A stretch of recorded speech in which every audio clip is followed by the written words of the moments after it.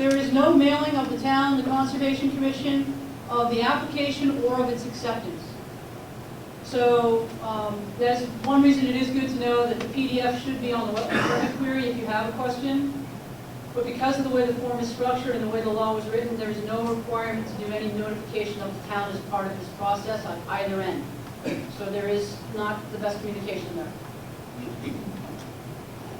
Moving on to concerns. Sir? If you get a permit, you've got to get a building permit too. That's notification, isn't it? That notification, it says on the form that they are not relieved of their need to get municipal permits as well, but we're not sending them to the town, so we're not putting you on notice that you should be looking for one.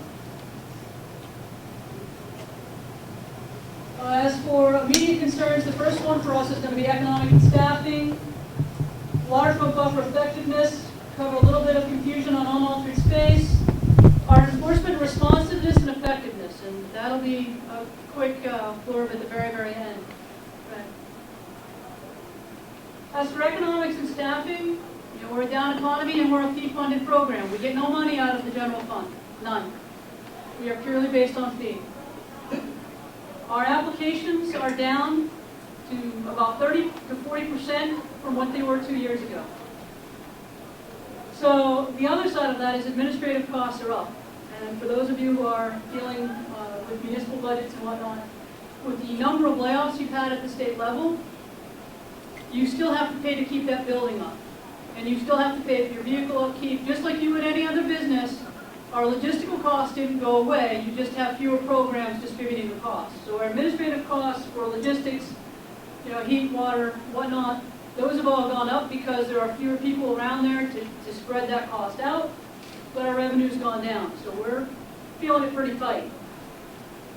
As a result of that, we have shut outreach down. We haven't shut it down completely. I'm obviously standing here. But our outreach is done almost entirely on a volunteer basis at this point, if staff is available.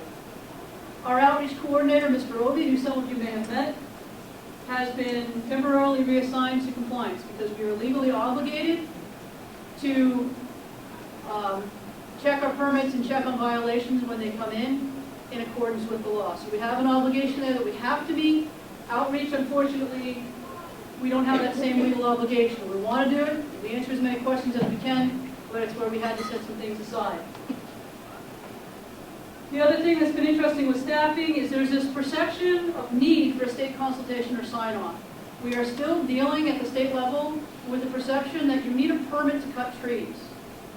And we are still dealing at the state level with, because there have been so many changes and there are so many people who are unsure of what the shoreline requirements are, we probably get 20 calls a day that are, I went to my town office and they said, I needed to talk to you. So we're dealing as consultants on a very regular basis, and much of it is municipal referrals. The other thing that we get is realtors, concerned people who are buying in and want to move into the state. They've heard rumors, but they don't know. And again, without that outreach staff, we've got people who are trying to balance the questions and the permitting or enforcement at the same time. And we're attempting to advance some things technology-wise. We're bringing up some tools where you go in and it's a question and answer, where you answer a bunch of questions and hopefully it leads you to the right answer. That's not the way we most want to do things, but we're attempting to use this kind of an interface for the public to get the word out. Moving right along, I wanted to touch on waterfront buffer effectiveness. There are two things that are coming into play here that we've noticed that are affecting whether or not you would think of the waterfront buffer as effective. One of those is the definitions of ground cover versus natural ground cover in the way that they're used in the statute. The second is, in 2011, they changed the tree and sapling scoring method. So the system stayed the same, but the way that scores are assigned changed. Okay. So again, the waterfront buffer, one more. The waterfront buffer is that first 50 feet closest to the water, and within the waterfront buffer, if you would, you're looking at different types of vegetation that should be maintained as a buffer. And there are two definitions that come into play that never used to be an issue, but they're starting to be. The first of those is natural ground cover. Natural ground cover is defined as any herbaceous plant or woody seedling or shrub, generally less than 3 feet in height. Natural ground cover shall not include lawns, landscaped areas, gardens, and it goes on, invasive species as listed by the Department of Ag, and imported bark mulch, basically. So natural ground cover is what you would expect to find on the ground naturally. And if there was nothing naturally going there, then that's what your natural ground cover is. There was a separate definition for just ground cover, because this is a term that's also used in planting plans if people want to come in and replant. Ground cover is any herbaceous plant which normally grows to a mature height of 4 feet or less. So one of the things that changed in 2011 is the point scoring, which there's a long rule designation there, which I won't bore you with, specifies that you now get points for ground cover. It doesn't specify natural ground cover. Ground cover is a much more broad term. So again, you have in our first 50 feet, your vegetation in your buffer is measured using a point system. And that point system, you start at the north and east property line, or north or east property line. For those of you who vote, it should be pretty easy. Just think of the black buoy system. North or east, and you work your way down the frontage in 50-foot by 50-foot segments. It's a 50-foot waterfront buffer, primary building setback. So then 50 feet laterally along there. Within each section, there should be 50 points. If you had a smaller section than 50 feet because you happen to have 75 feet of frontage, then there's a couple of ways to remember that odd segment. It was 1 point per square foot, or you could look at it as, if you average the front and the back measurements of your segment, it's 1 point per linear feet of frontage.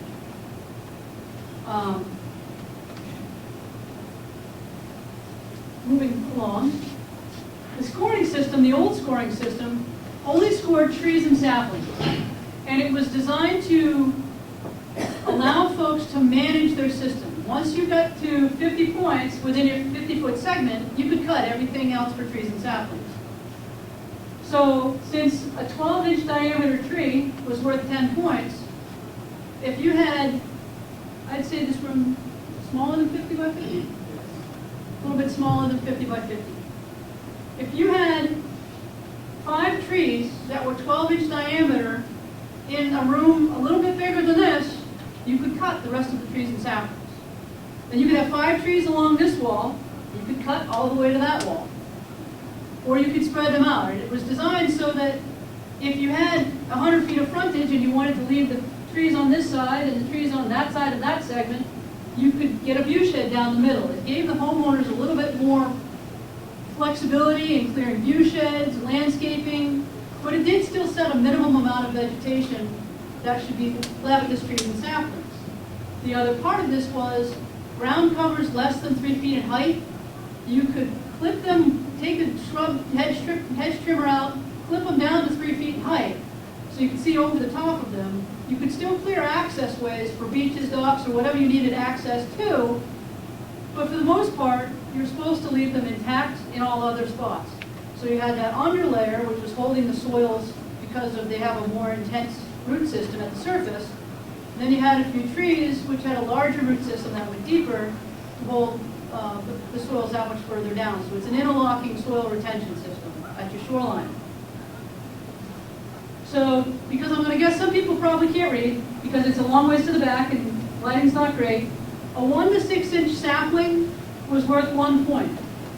A 6 to 12 inch tree was worth 5 points. Anything greater than 12 inches was worth 10. And again, shrubs and ground covers didn't have a point assessment. Go ahead. We changed the scoring system. When they changed the scoring system, they incorporated the shrub and ground cover criteria that were supposed to be used for landscapers who wanted to replant. So we knew we weren't talking about natural ground covers. It was a section in the rules for replanting matrices for people who wanted to do mitigation. They took that out. Since it was all unnatural, that term wasn't in there. They took that point score and set it directly into the law. What that means now is the ground covers that are being counted are not necessarily always the natural ground covers. They could be woody vegetation, They could be just herbaceous vegetation that's not native. So, technically speaking, your flower bed might now be considered ground cover. That would count. They also greatly increased the point values for trees and saplings. A 1 to 3 inch tree is now worth 1 point. 1 to 3 inches a sapling. 3 to 6 inch sapling is 5. A 6 to 12 inch tree is 10. A 12 to 24 inch tree is 15. And a 24 inch diameter tree, and that's diameter at about, the technical term is breast height, but it's 4.5 feet above ground level. 24 inch diameter tree is worth 25 points. So with the shrub and ground cover score, at 4 feet of shrub is worth 1 point, or 50 square feet of ground cover is worth 1 point. You can get a maximum, notice it gets cut off at the bottom, it allows for a maximum of 25 points to be ground covers and shrubs, and then the rest of it, the other 25 should be trees in each segment. So those were the changes that were made, and this is how it ends up working out. Under the old system, the area enclosed by that red line is a 50 by 50 foot area, and those trees totaled 120 points. Go ahead and hit the forward there. It should all advance at once, I think. So, I'm sorry? It might help. So, if you count just the trees that have the diameter and the point scores on them, that will give you 50 points if you hit that again. That means all of the rest of them can be removed and thinned out. And one of the things that changed, if you go to the next slide, you now have the increased point values. One more. With the increased point values, it's now 185 points instead of 120. Just those trees there will give you your 50 points, which means the rest of them, if you advance it again, can be cut. That's just looking at the tree and sapling score without any herbaceous ground cover or any ground cover included. So when you figure in what happens with ground cover and the fact that you can now count ground cover, not just woody ground cover, as points, if you advance to the next slide, that right there is an adequate shoreland buffer in the first 50 feet. People are doing this and they're cutting to this, and it's absolutely legal. And we are getting lit up by complaints.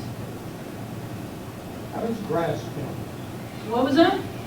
How does grass How does grass count? Because it is herbaceous. The new definition of ground, well, the definition of only ground cover, without the word natural, grass counts. It's any herbaceous plant less than 4 feet in height, mature growth. So grass now counts in the first 50 feet. I learned this in Salem. It didn't take long. And he's right. As a matter of technicality, he's right. It meets the definition. So that is an adequate buffer, and there is no planting required. If you would advance that, please. So, keep going. Looking at the unaltered state requirement, this is the next section of the shoreline. One more time. I think you might need to do it one more time. So the next section of the vegetated buffer is called the natural woodland buffer, not waterfront. And that is the area from 50 to 150. Now, one of the changes that had already taken place was the requirement is 25% of this area should remain in an unaltered state, which means by default you get to clear the other 75%. Now, what changed here was the definition of what unaltered means. If you would. No, that's fine. The first thing it does say, lawn in this section is altered. Lawn cannot be considered. One more.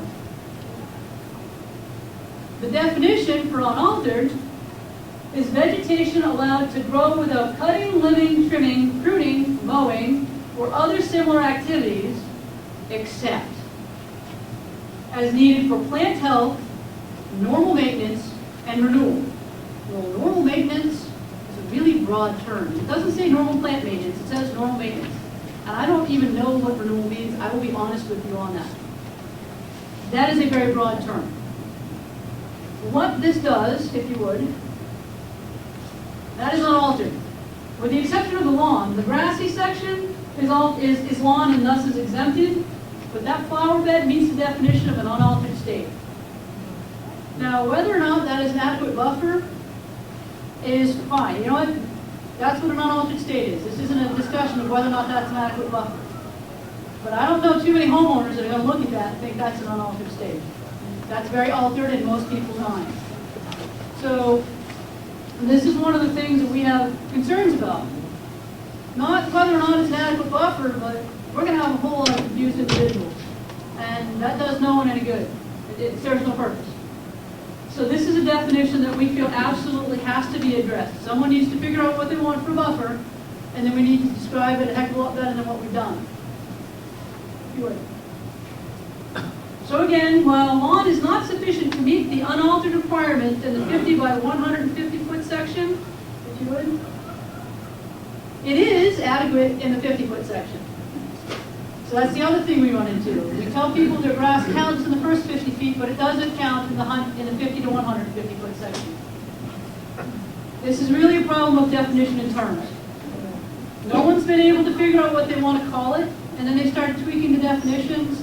If you want to say it's green space and green space is an adequate buffer, then green space is an adequate buffer, but probably be a heck of a lot less confusing to the people who are trying to live under it or with it, if that's what we call it. Good. Okay. So there have also been some rumblings of some future concerns. First and foremost is the adequacy of vegetated buffers. We've got some people who say that we still shouldn't be regulating vegetated buffers at all. Why are you doing this? This is my land. Those people are going to be unhappy. On the other side of that was we've got the folks who've been living on the lakes and they believe that they should see a certain thing on the lakes, and it's not lawn. So we've got both sides that are very unhappy with us right now. And that debate about the adequacy of vegetated buffers is not going to go away. It's probably not going to get settled quietly. The science is out there, and people can go to that and look at it and assess it. But then what we need to do is you need to look at the what for the people who live here. What are they willing to accept? That's got to be hashed out. And this is going to be hashed out preferably in a civil manner, because we can't keep doing what we've been doing, which is ask for a really, really strong buffer and then have the backlash of no buffer, which is going to result in a really, really, a further push to even stronger buffer than we had before. This pendulum is swinging. It's doing no one, as a person who implements this program, it does us no good to see this pendulum keep swinging back and forth. Because when we're trying to explain to the folks at the municipal level what the requirement is for us to have to reprint, we've stopped printing things, because by the time we get the print job back, the pendulum started swinging. So we're doing everything electronically now. That's why I don't even have handouts tonight. We'll make this presentation electronically available, because we have to re-up them that quickly. So this needs to, the sides need to come to the table, and this is something that needs to be discussed and settled. Hopefully, put to bed for the most part at some point. The other thing that we're starting to hear rumblings of, and we're getting this more and more, is within recent years with the rain events that we've had, particularly at the inlets of water bodies. So you got a stream or a tributary that's coming into a lake, so the water stacks up there. We're seeing a lot of requests to fill entire properties. Shoreland allows this to happen. If you've got an altered site, and vegetation is technically not protected, of course, then you've got that wonderful unaltered versus altered definition. People are coming in and saying, I'm going to take this house down, I'm going to build a new one, and I'm raising the grade of the property by 3 feet all the way across. There's nothing in shoreland that prohibits that activity. What we're getting is we're getting complaints from the guy next door about 3 years later when he realizes all the water's on his property now. It's like, I never used to have puddling in my backyard, and I think my septic's going to fail. And they're very angry that we're not going to do anything to fix it, because they think that's what we do. We can't. And the more these rumblings happen, the more likely it is that somebody is going to say, we need to fix this. And when someone says we need to fix this, someone else is going to be unhappy, because it may end up as a legislative fix. and it could greatly affect the way shoreline is administered and what the standards are. It's wise for, at the municipal level, we start looking at how we can do this without controlling this at the state level, or at least from my standpoint, I think most people would prefer that it happens that way. Moving, yeah, If you're discharging water onto somebody else's property, it's a civil matter. The state's got nothing to do with it. And this is why. Okay. When they rewrote this, one of the changes, the 30% impervious limit isn't really a 30% impervious limit. You can have you have a 30% impervious limit unless you can exceed it, provided there's a stormwater management system that will not concentrate runoff nor contribute to erosion. And an engineer has to simply sign that this will not concentrate runoff and it will not contribute to erosion. It says nothing about the amount of water that leaves the property. What this effectively means is that under shoreline protection, you can pave your lot and sheet flow it on your neighbor. And you have not concentrated runoff because it's sheet flow. And you have not contributed to erosion because you're using his property as a detention basin. And that is legal. And we have some people that are very, very unhappy with us. But you know what? The answer is, this is a civil matter. We can do nothing. Shoreline does not get into this. We don't regulate it. The language that speaks to infiltration only remains for those projects between 20 and 30% impervious. So between 20 and 30%, you do have to infiltrate your stormwater, but once you hit 30, you're sheet flowing. That's the way they wrote it. You have a question? DEA, phase 2, phase They don't touch our permits. stormwater. Only if you direct discharge to the surface water itself. If you go to your neighbor and use him for treatment, you're okay. And EPA doesn't review shoreline permits, and we don't come under Section 106. There's no federal oversight. There's nothing federal. There's no hook, nothing with protected shoreline. So it is. but on a civil basis, there's nothing in any town's regulations dealing with it. That's the It's all problem. about what you're going to be doing, and what we have to tell people when they call us is you need to lawyer up, and it's a civil matter between the two of you. If you feel he's damaging your property, that's your only recourse. At which point they get very upset. Why am I here, and what do I do if I'm not protecting their rights? Well, that's not the right we were protecting. So that's a harsh thing to say, but that's the answer. And that's that person who, with the flooding that we've had, particularly in parts of Ossipee, we've had a few projects come in where they've just raised the level of property. So I know how not to get flooded. Build a dike around the outside, you raise the property, and your neighbors get it. So it's something that needs to be considered. What about a site-specific permit? You don't need it. The average homeowner's not going to need it. If site-specific comes into play, then yes. But you've got to be 50,000 square feet of impact before that comes in. So you're looking at over an acre lot. And site-specific is looking at how much land you open up and what your impervious is. As long as you leave it as long as it's grading, it's not getting picked up. It just isn't. Okay. So the other thing that we're getting rumblings of, and this is something that's not going away, is people are just not happy with government right now. They're just not. So on one hand, we are hearing we still have the rumblings of shoreline is not good. Regulation at the state level is not good. It should be at the municipal level. This needs to be rolled back. We are still hearing the shoreline should be rolled back. It shouldn't even exist. The other side of that is we're hearing the shoreline isn't doing its job because you're letting my neighbor fill his property and shed his water on me, and your job is to protect me. We can't win this argument. It's not going to happen. So, sir. When you said roll back to the original shoreline protection? There's a significant push out there still. There are people who are unhappy that shoreline still exists. They would like to see it not exist at all. That's what I mean by rollback. The push last year, the push in 2011 was repealed, and it was a very strong push. it was a strong push from the money side, though. No, it wasn't. Well, wait, no, let's be honest here. Let's be honest here. That strong push, if you went to that hearing and you watched the people who testified in that hearing, the money side was arguing for regulation. If you want to know the truth, the money side, the big money side, was in that other room saying, you know what, we don't want to see shoreline go away because we've invested a lot of money in this and we don't want to see our neighbors come in and screw it up. The people who were actually arguing completely against shoreline and saying repeal it, amazingly enough, was not the money side. It was completely, any regulation is bad. And that's what it was. Any regulation is bad. And it's the voices out there, and that's what they feel. And even sitting in that testimony, when the question was asked, well, what rights have been taken from you? They're taking my rights. Well, what rights have been, what can you not do? And people could not answer the question, but it was bad. Now,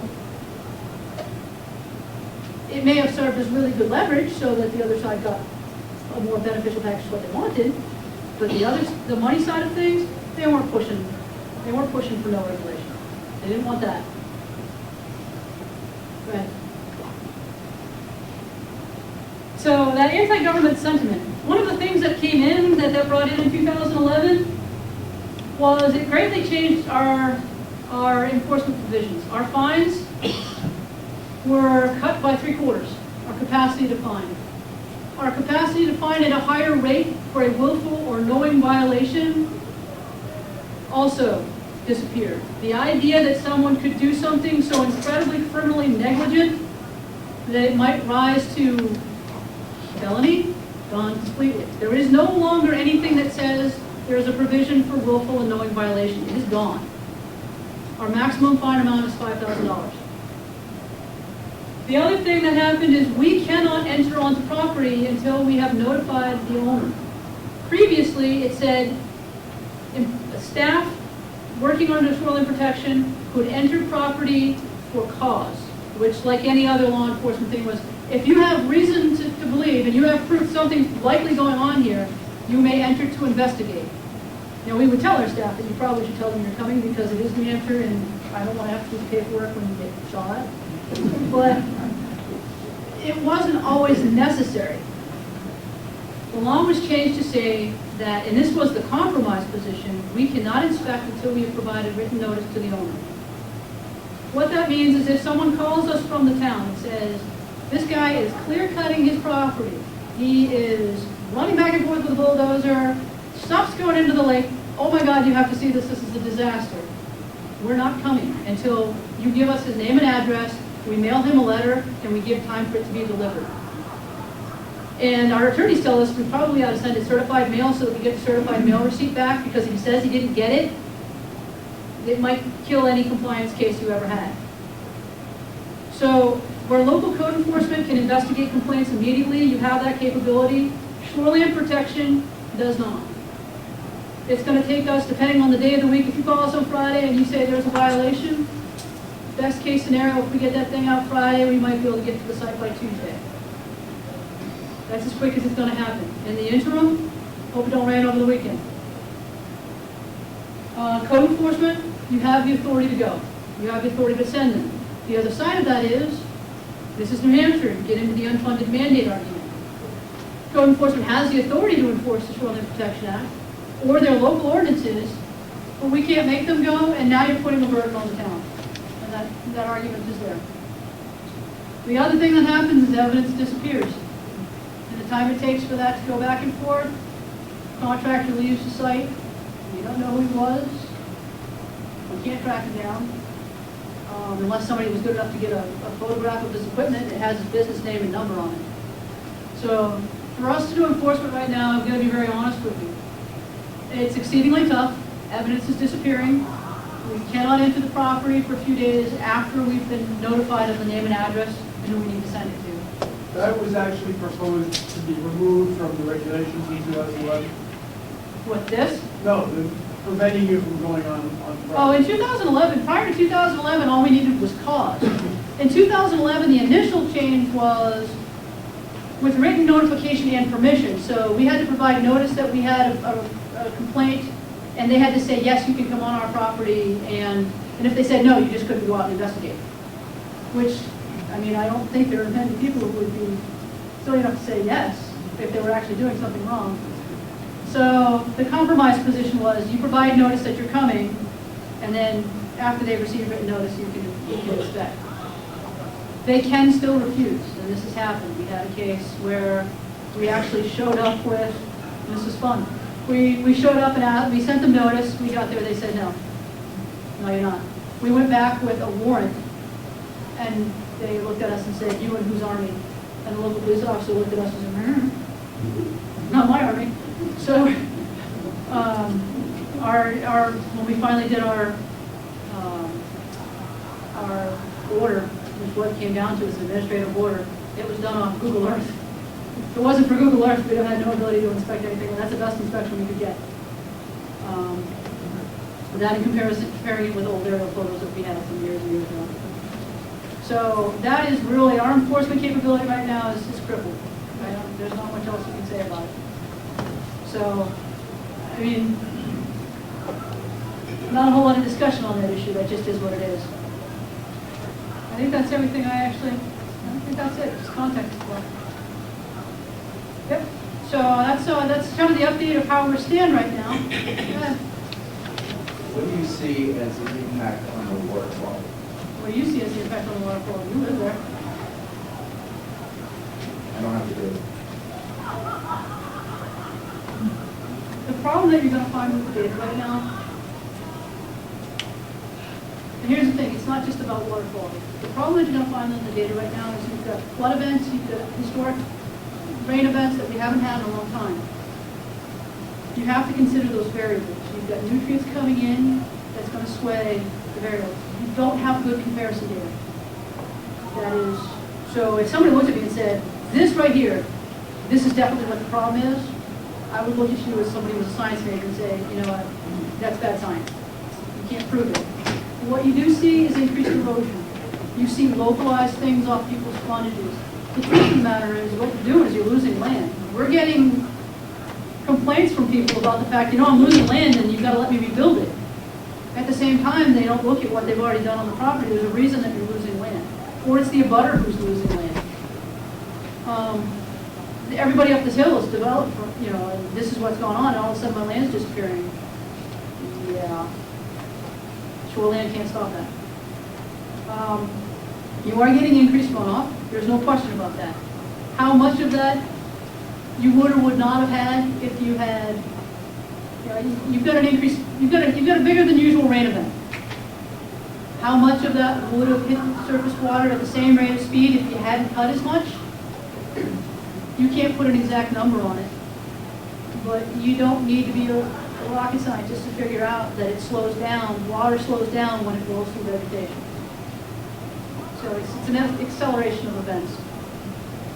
Wouldn't the accumulation of limits monitoring over the years, looking at, I mean, the summary of the lake, I mean, I think just about every town is a participant, and it's all handled through UNH, and they have pretty good studies.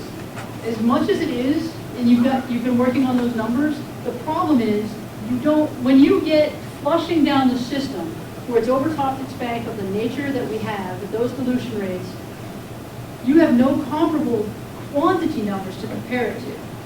So it's all that you have to consider the inputs coming down from the first and second order streams, the increased surface runoff from the watershed as a whole. So yes, you've got these extreme nutrient loading events every time you get a major flood. But the problem is you don't have another major flood to compare it to. I mean, you're looking at stuff that's like maybe 78. Oh, we get one every year now. Well, you're going to develop the data pretty darn quick. But you don't have the historic numbers to go back to yet. Unfortunately, yeah, we're probably going to have them someday. But we do see a pattern, and if you look and graph some of the studies from Lake monitoring. Is shoreline protection and the lack of a buffer factor, increased impervious factor? Yes, absolutely. But if anybody looks at you and says it's the absolute factor, yeah, it's a part of it. Anyone else? Wow, I'm getting off the illusion. I got one more. Okay. You mentioned at the very start about the setbacks. Our town has a setback requirement of 30 feet from the lake. does that mean that the state's regulations override the town's? The stricter setback always applies. So in your town, your setback is 30, but the state's is 50. The state's 50 applies. So there should be no primary structures within that 30 feet. There are exceptions, of course, for pre-existing undersized lots. There are definitely caveats built into the law. The other side of that is if you live in this town and there's a 65-foot setback, the state's 50 is not what governs if the town is 65. So it's always the stricter standard that applies. Can I follow up on that? If this 30-foot setback zone requires absolutely no cutting, that's still stricter though, if you can apply that to the 30 feet, correct? Yeah, the stricter standard and the cutting standards are looked at as a cutting standard. Whatever the stricter cutting standard is, that applies. Whatever the stricter impervious standard is, that applies. So it's like for like, it's not. Sir? Are you aware of any communities that are putting in and trying to enforce stricter standards? There are definitely communities out there that are going stricter. There are definitely communities out there that are going stricter. And this is the one thing I would say for putting standards in. If your community thinks about putting standards in, you should actually put the standards that you want into your community. Adopt the standards specifically. It seems several communities ran into the problem of our shoreline protection shall be exactly what the state's shoreline protection is. What that means is when we change ours, you're stuck with our changes.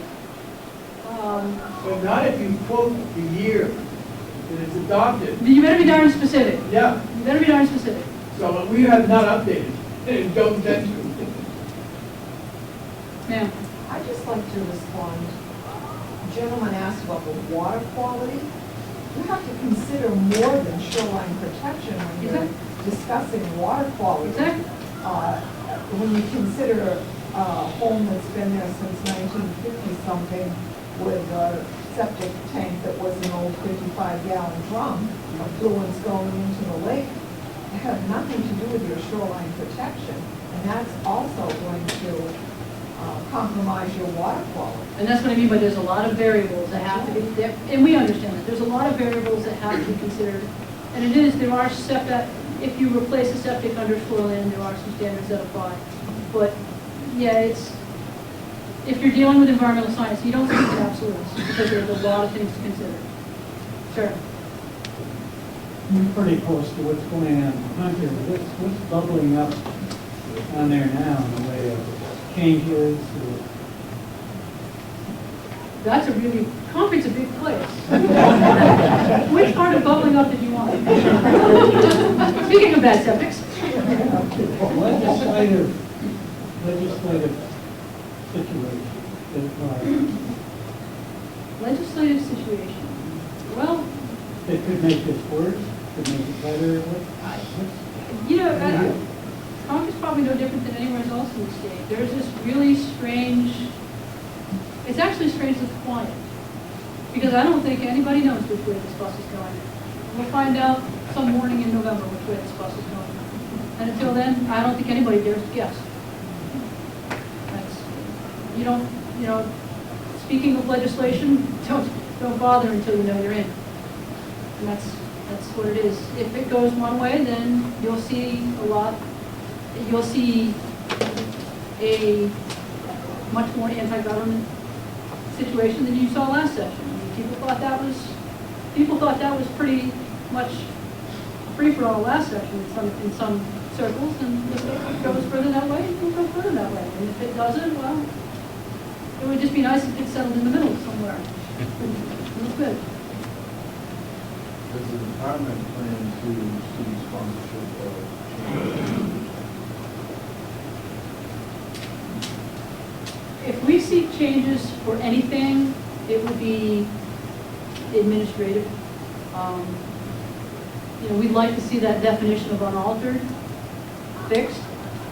But before that definition of unaltered is fixed, we need the state as a larger entity, not just DES, to decide what's going to accept a buffer, and then we'll worry about picking a name for it. DES is not going to advocate for a stronger buffer or weaker buffer, not from the regulatory standpoint. That's not, we implement. policy needs to come from somebody else. There are some procedural things such as definitions that we would like to see some better words for. There are some direct conflicts in language that, from an administrative standpoint, they're not very good.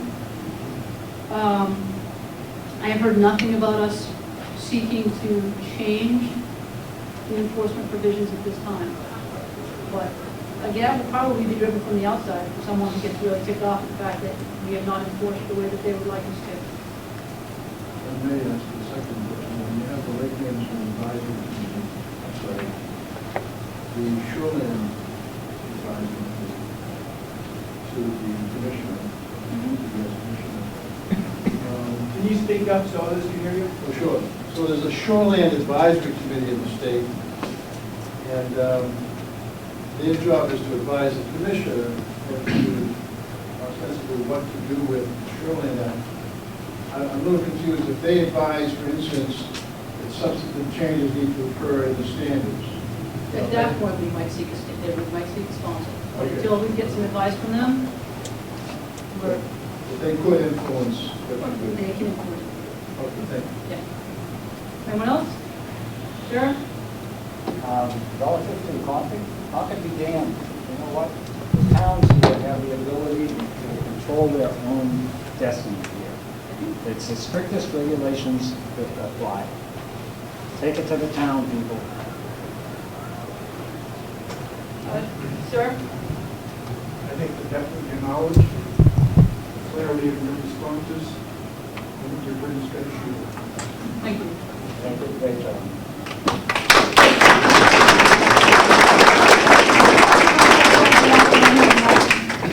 Would you like me to introduce Mark, or would you like to introduce Mark? Doesn't matter, why don't you go ahead? Okay, speaking of the Shoreline Advisory Committee, it was a brilliant segue that we had just a moment ago. Mr. Traeger, who is a resident along the river, is the chairman of the Shoreline Advisory Committee and has been trying very hard to herd that particular species of cat for a couple of years now. And he will explain to you what the committee's focus has been.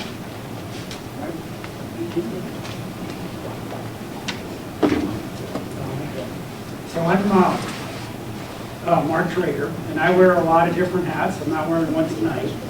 But I am as Darlene said, a landowner along the Exeter River, which runs from about Chester to the city of Exeter, and then changes names and becomes the Swampscott, where it's a tidal river. And so one of my hats is I'm a member of the Exeter Swampscott Local Advisory Committee, and work with Jackie back there in that capacity.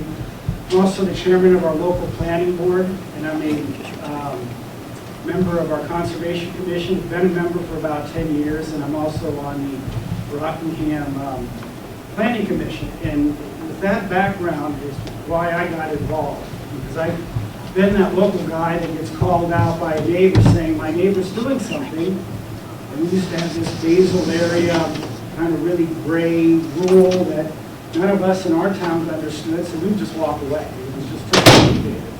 And in being a landowner, you know, I really liked what was in the 2008 because it was very easy for me to get a tape measure, measure out my 50 feet, count my trees, and I cut firewood along the banks of the Exeter River because I know what my points are. And I really love that part about the Shoreland Advisory Committee. But anyhow, in 2010, it was established by House Bill 1462. We were made up of different associations. So the planning commissions have a rep, and that's Bob Snelling, that's on your planning commission. We have the septic designers, New Hampshire's Rivers Council, Landscape Architects, Marine Trades Association.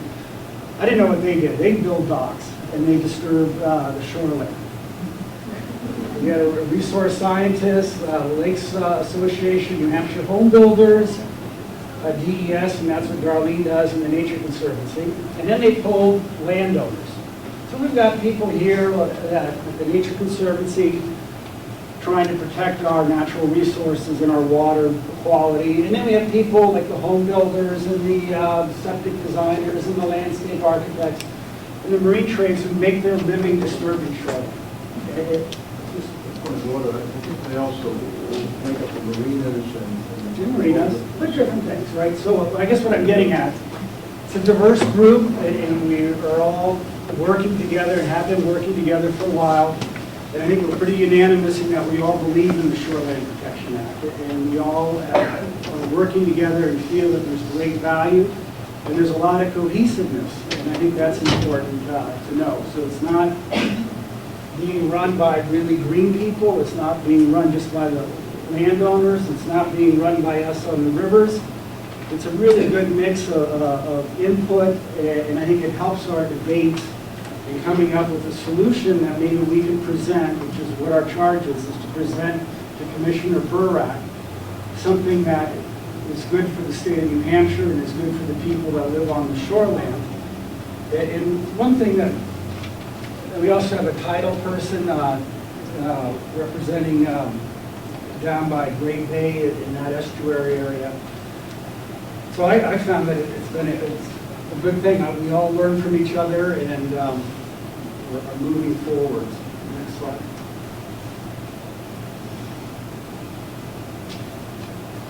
So we're all unanimous in that we want to have a Shoreline Protection Act. We've educated the members of the board. So what we started off doing is bringing in Jeff Schloss from UNH Cooperative Extension to talk about shorelands and erosion and what's really good for lakes and rivers from a buffer perspective or from a vegetative perspective. And then we brought in Dr. Ray Konitsky from Nature Conservancy about the big issue in Great Bay. So somebody was talking about water quality. You know, and you guys have a lot of our big lakes, but there's a lot more water in the state, and the Great Bay is impaired. We have EPA issuing permits for new septic sewage treatment plants that are probably going to cost 14 towns a lot of money to remove nitrogen from that water. And so that's part of the Shoreline Protection Act. It's not just these lakes up here. And then it's people like myself who live on rivers throughout the state. And so we wanted to bring a base level of knowledge to our 20 members. And then we also brought in an attorney, a constitutional attorney that talked about the powers in the U.S. Constitution and the Constitution of New Hampshire, just to make sure we are all operating from this best set of knowledge as we can. So late last year, we voted to break the standards up because, at least in my experience, lakes are a lot different than rivers. And at least in southern New Hampshire, most of the lakes are already developed. You know, if I go around in my area, there's not a lot of open space left. And the old act was really for net new building where I've got raw land and I get to build, where most of what I think Darlene sees is I've got a house and I want to put an addition. I want to put a deck on, or I want to knock down this house and I want to build a new house. And that's what we see down where I'm at, down by the Dairy area. And then we have rivers, and the rivers have been getting hammered. And people that live on rivers, I think we're a little different. You know, we don't have a dam at the end that you can let the water out when the water's flood.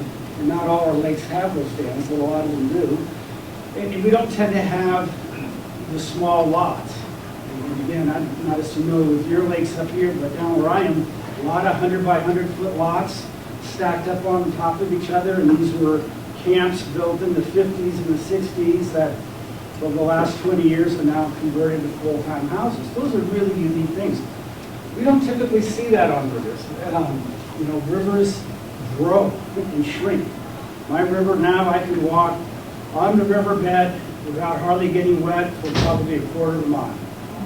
And a couple more rain events and that thing could be overflowing. I happen to be on a mill site. I've seen that 200-foot dam be overtopped with 5 feet of water and just a huge amount of destruction. It's a different animal. Also wildlife, again, we don't have houses stacked up, so we probably get a little bit more wildlife on a lot of our rivers. But in the tidal areas, a different animal as well. They get the impact that the rivers do from rising tides and rain events, but they don't have trees, and they don't have the same vegetation. They've got marshland. So we've decided to break our recommendations into 3 sets of standards. We formed committees for each one of those. And so we've got a group of lake people that meet, and they're trying to figure out what's going to be best to protect your water quality and in balance that homeowner. And I'm on a group with the Rivers. We had a call last Friday. We're going to meet again this Friday and try to hash out some standards. One framework I can tell you that is going on that I think is going to go forward is a triggered event. So we'll have a set of standards that I think are probably going to go tougher than what we have today, probably more like what it was in '08. We haven't made that decision yet, but I think that's where it's headed. And if somebody says, you know, I want to live within those rules, or I want to do something on my property, but I want to stay within those rules, it's very simple. Here are the rules. I can measure my 50 feet, do my plant count, and life is good. And that's what I like as a homeowner. I don't want to go hire an engineer or spend lots of money. But if I wanted to put up a deck, these are simple rules. And then have a trigger event where maybe I do want to spend some money.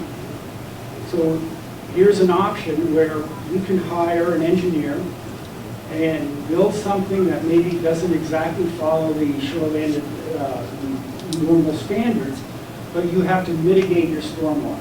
So if you want to encroach, then there's a mechanism for you to encroach, but you've got to manage that stormwater, because the problem with the water bodies is the stormwater, which is, somebody asked, you know, we are just the last point. You know, the stormwater issues in New Hampshire are, you know, they're broad. They start way upland, and we're not a committee to fix that. But we are the last bit of filtration that the plants can pull those nutrients out and protect that shoreline before it hits the water.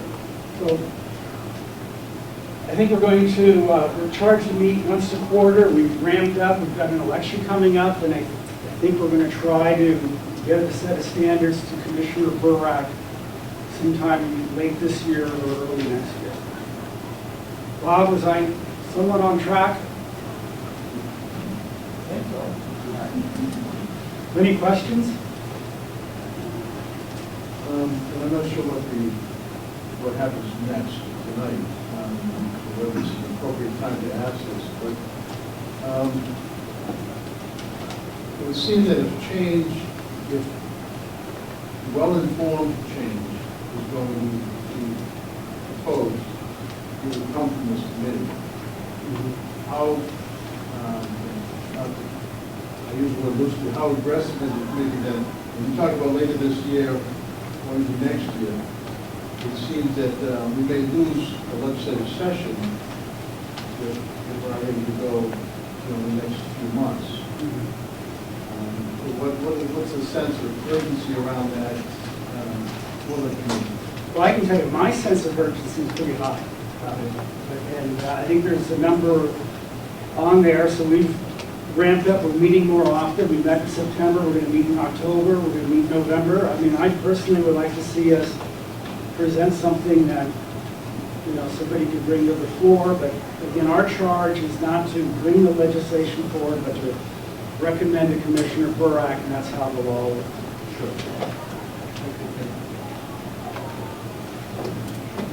How is a landowner appointed to your committee? What's that? How are the landowners appointed to your committee? How are they selected? Well, they write in. I wrote in and asked for the office last year. We actually have an opening. We had somebody from one of your lakes. Yeah, we just had somebody resign. So we have an opening for a lakes person. And that's something you contact either Kevin or Darlene and write a letter and ask to be on the committee. Wentworth, Lake Wentworth, is that up here? Yeah, so Sean Berry, who runs the boat museum, he was on, and then he just had to resign for a variety of issues.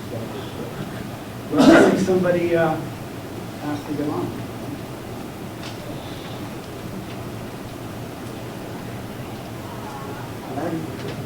Thank you. I've got a question. We've talked about the three standard situations before, legislative and title. And I'm on a local advisory committee, so I speak the language somewhat. And we were having trouble getting over the hurdle. We kind of all want the same end result, clean water. Water quality is our mission. You kind of know what you have to do to create the conducive situations for that. So we're all trying to do the same thing. I'm not sure I see the real advantage of breaking this into spots. So, again, you know, lakes are different.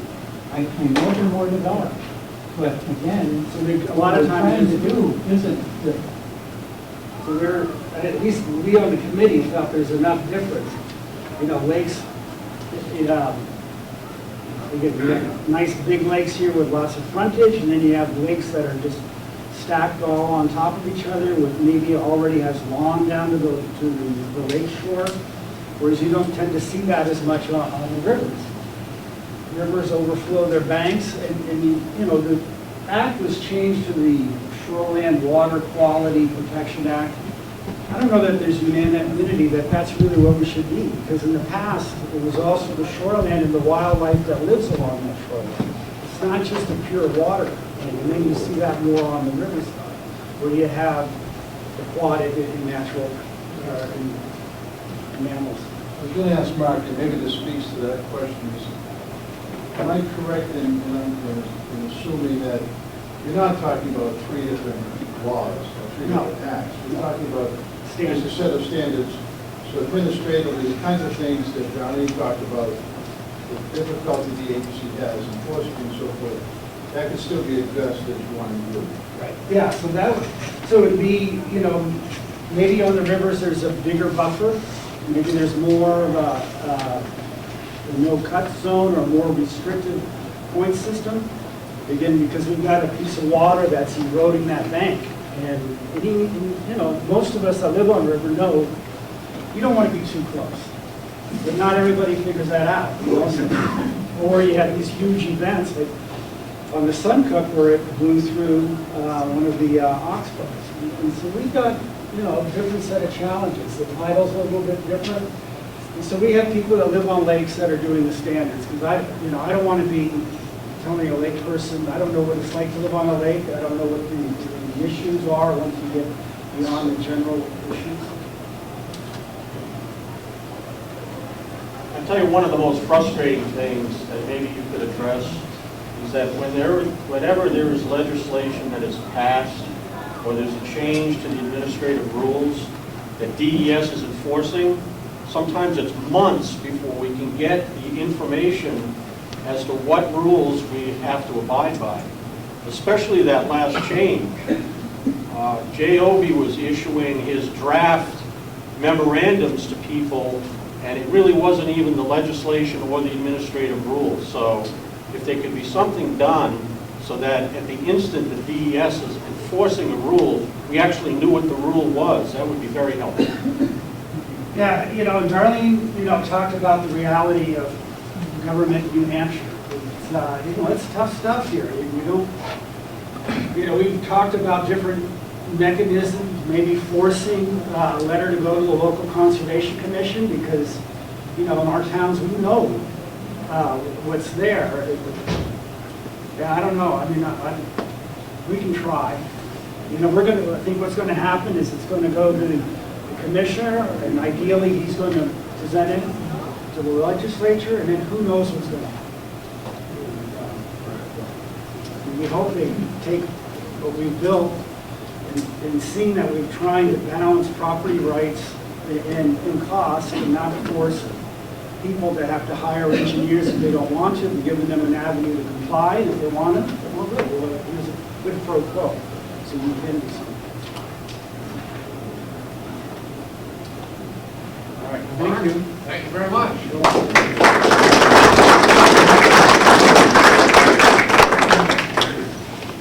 That concludes the portion of our program that has to do with the shoreline protection. And if there's anybody that has had enough, feel free to leave. I hope the commissioners will stay because we've got and anybody else that wants to, we've got some business to take care of. Certainly welcome to stay. You understand if you don't.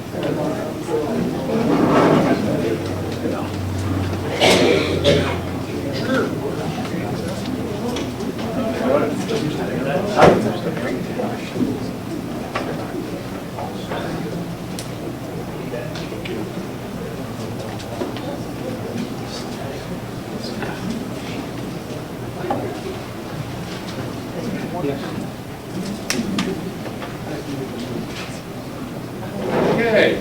Our first order on the business agenda here this evening, since we've taken care of our minutes, is the fiscal year 13 Lrpc annual report, and the fiscal year 14. I believe that we're chugging right along here, but the fiscal year 14 membership appropriations.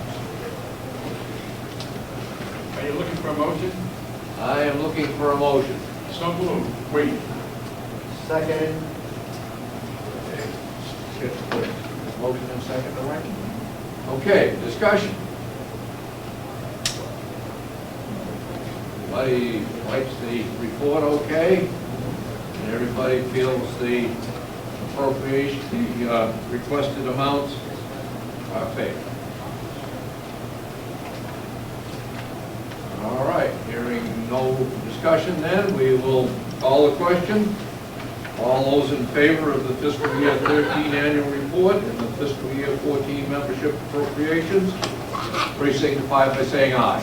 Aye. Anyone opposed? The ayes have it, I so declare. Thank you. All right, then we are on to the proposed communications policy. And we've asked Boone Porter to present that for us, and he'll be available to answer some questions. I'll just reserve the right as the chairperson to kind of monitor it. Okay, Boone? Thank you, Stan. My name is Boone Porter, and I'm a commissioner from Sandwich. And I guess I've been asked to explain the communications procedure, which is really quite simple. We thought it important to the executive board to set out a framework how information, official information is communicated.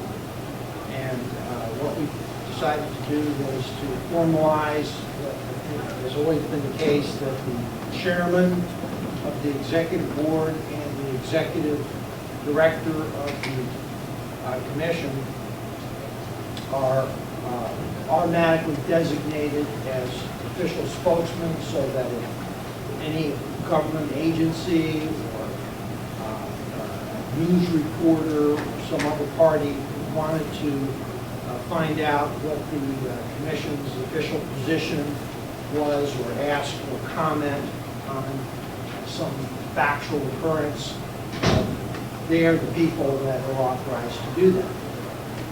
We also realize that they sometimes are not the best person, or it's not convenient, and we've provided that there can be other designated spokesmen, and they can be people appointed either by the executive board or in other instances by the executive director. And an example would be if one commissioner was going to go down to the legislature and explain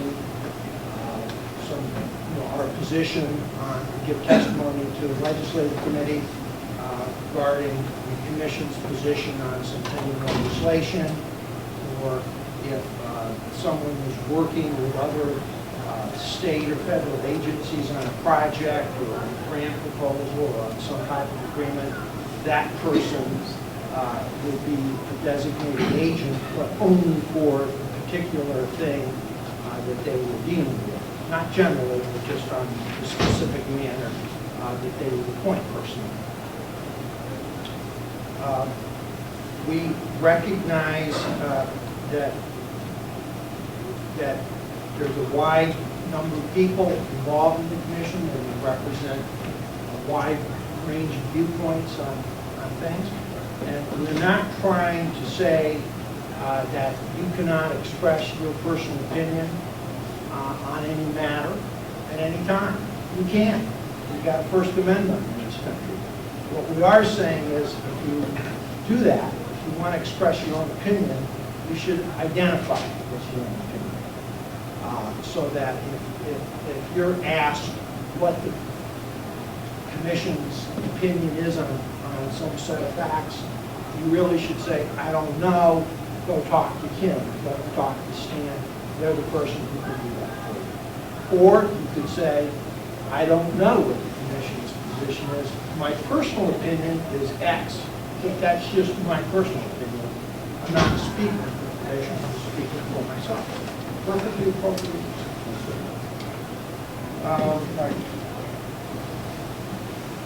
We hope that all of you as commissioners will feel free to explain in your towns, other groups, what the commission is doing.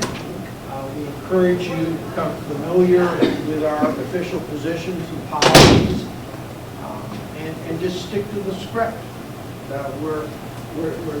We want you to be factual in doing that. We encourage you to do it. Don't freelance. This is just simple communications 101. So we don't want you to get in trouble. We don't want to get in trouble. And this just provides a framework where there's clarity and no one is confused as to who has authority to say. And it's just as simple as that. Happy to answer any questions. That's true. Yeah, so by Meredith, has there been any problem with people that are non-LRPC executives stating that that they're acting on behalf of LRPC when they're just It is when my maybe they aren't? understanding that there was a little bit of confusion some years ago, but we just thought we'd be proactive and make it clear. We wanted to encourage commissioners to advocate for us. I think we used the term be our ambassadors, and it was thought that some people wanted to do that but were reluctant because they didn't know what they could say or couldn't say, and we thought we would give them some guidance on that. And that was the motivating reason for why we chose to bring this out at this time. Carl, I find this is kind of like, to me, this reads more like almost a gag order.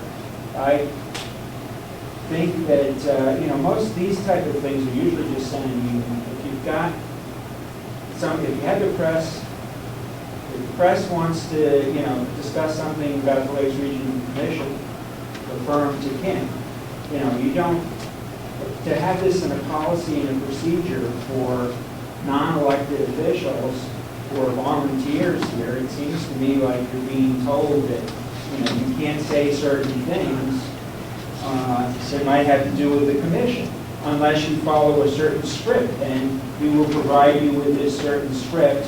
And, if it has to do with the commission, you have to say, this is what the commission thinks, this is what I think. I'm going to say what I think, usually.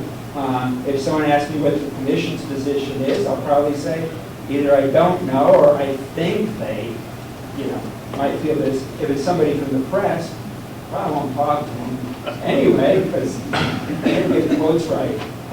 No offense to the press here, but, it's difficult dealing with the press. You have to be somebody, I think it helps to be a spokesperson to deal with the press. Most people act that way. Are you Mr. Badman? No, Mr. Badger was unable to. Okay, well, those very same sentiments were expressed in an email that I think was sent out to all commissioners, and I prepared a response that was sent to everyone that I hope you got. The fact is, I totally reject the term gag order. That's just completely inaccurate. People are free, as I said, to express their view on any subject, at any time, to any person, so long as you just don't say you're speaking for the commission. As long as you say, this is my opinion, or this is my opinion as a selectman of whatever town you're a selectman of, or this is my personal opinion. I just say it, I don't give it. I mean, how many people come out and say, well, my opinion is, they just give their opinion. Well, we don't want confusion. And there has been an instance in the past, and there are instances where, we just want to be proactive and make sure there's a clear line so that there's not confusion by having a commissioner say something that's different from what the executive board of the commission itself is adopted. And we also wanted to just explain to people how it works. What's the matter with being factual? What's the matter of saying, yeah, this is what the commission does, this is what it's adopted, this is what its policy is, this is what its position, and I don't think that's being scripted, that's being factual and correct and helpful to your audience. Yes, sir. Steve Favorite. Also in regards to this information right to know, it's that occasionally someone will call up and say, gee, I would like to know what the minutes were and who voted and what they said exactly. And that requires time and effort for the staff to actually physically go into records, especially when they want to know, 10 years back, that kind of information is what they're asking for. What we were trying to be is proactive, not to be negative, not to be, you have no right to ask unless you are a member. There are more and more organizations out there across the country that ask, what are you doing in this area? What are you doing in that area? And that's basically where we were trying to come from, as to protect ourselves ahead of schedule, because no, we're not inflected with it as we speak, but Kim has gone out and asked other regions as well. Have they been asked? Yes, a very few, but again, proactive is where we'd like to be. And I guess my final comment, this is very, very common in any large organization to have such a policy. And it's no different. Unless there's any more questions, that's all I have to say.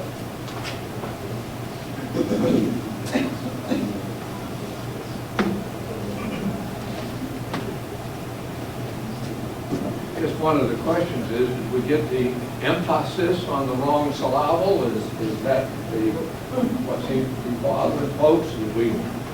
Should we kind of turn it upside down and talked about being proactive and getting out there first, and then after that saying, by the way, if you do, just please don't trip over yourself in doing it? Like to have the, rather than just yay and nay, and kind of like to know if is there any way that this can be improved to make it better for everybody and for their understanding. Yeah. I just suggest we put this off for a while and people be given a chance to put their written comments and suggestions to rewriting this, or perhaps just having it be a policy rather than a procedure. Wouldn't it be something that, people would understand what they're supposed to do, not being told this is our specific procedure on it? Well, there's two parts to this. One is, we want you to go out there and say, but by golly, if you're going to say something that might get us in trouble, we dodged the bullet here last year. Folks wanted to do away with the Rpcs. They just said, we want to get rid of them. And we don't want to give anybody cause for any more of those things. As far as postponing this to later, we certainly want your, Mr. Badley's help in making this more palatable if we're going to postpone it. Yes, Warren. Mr. Chairman, may I make a motion that we approve the procedure as adopted? As presented. Second. All right. Further discussion?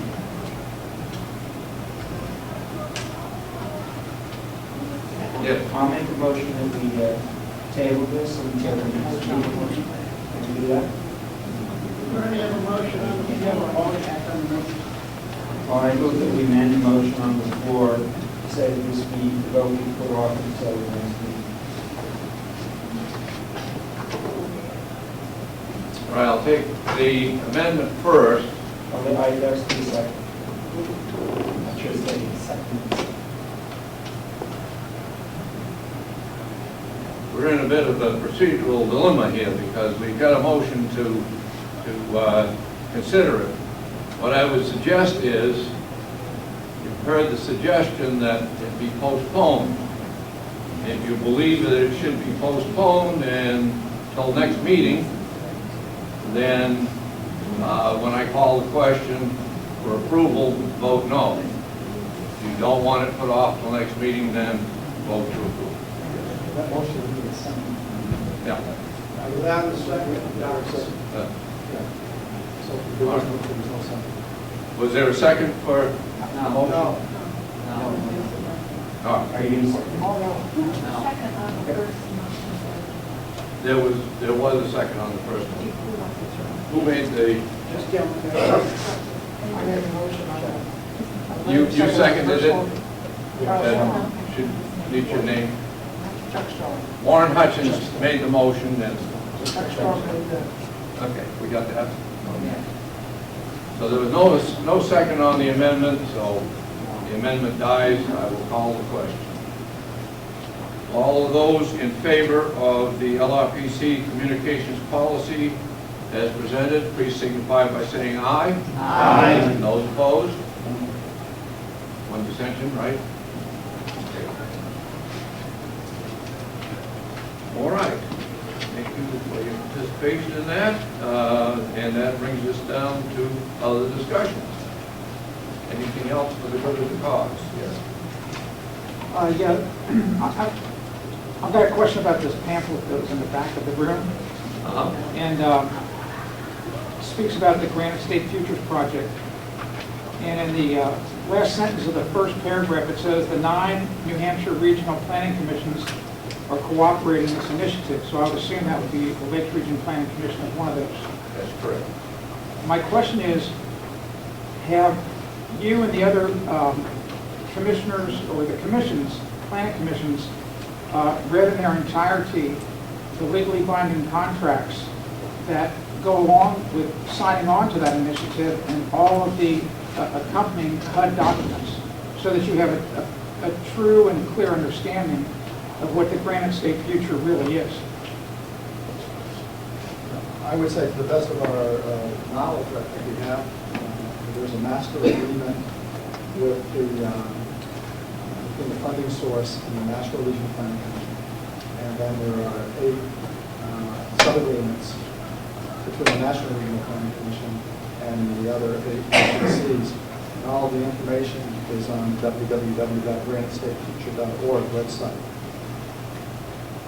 But I just want to make it clear, you believe that you have a full understanding of that legally binding contract that the planning commissions and that the cities would have to enter into with HUD, with a federal HUD, because that's what it is. It's a federal top-down program. The only contract that HUD is with the National Regional Planning Commission. But the towns and the villages sign on, as sub-signers to that agreement. I mean, that's the... They don't have a contractual obligation under that contract. There's not a contract, you're saying like there's a contract between the town of Meredith and HUD? Yes, I'm wondering, you're saying that there is no such contract? Yeah, well, I haven't seen anything like that. Oh, okay, all right, okay. All right, thank you. Is there a type of contact with the Regional Planning Commission and HUD? With the National Regional Planning Commission, there is. The national? Yeah, the national. The procedure about how the funding was received and all that is on the granitestatefuture.org website. And National is the lead agency on behalf of all 9 regional planning commissions. So they have the master agreement, and then there are 8 sub-agreements for the other 8 RPCs and the NRPC. And your planning commission has signed on to that, is that correct? We have an agreement with all the other 8 RPCs. We have individual agreements with the National Regional Planning Commission. And that's not unusual. I mean, that's a very common way to enter into an agreement for federal funding.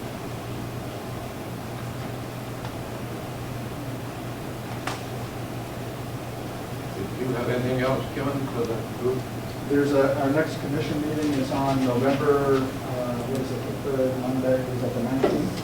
19. On November 19th, and our plan is to start one of a 2-part session, detailed conversation with the New Hampshire Department of Transportation on the state of our transportation systems in the state of New Hampshire and how well the DOT is doing. In your opinion and input would be appreciated, and we welcome everybody to attend that particular meeting. November 19th location has yet to be determined. We will have a press release, and it will also be on our website. Okay. Yes. Question, Tim, do you plan on the commissioner attending those 2 sessions? We love all commissioners. And I mean, the transportation. Yes, definitely. State.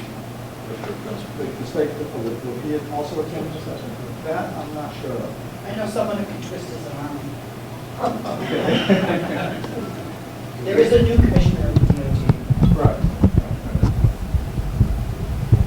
It would be interesting. I know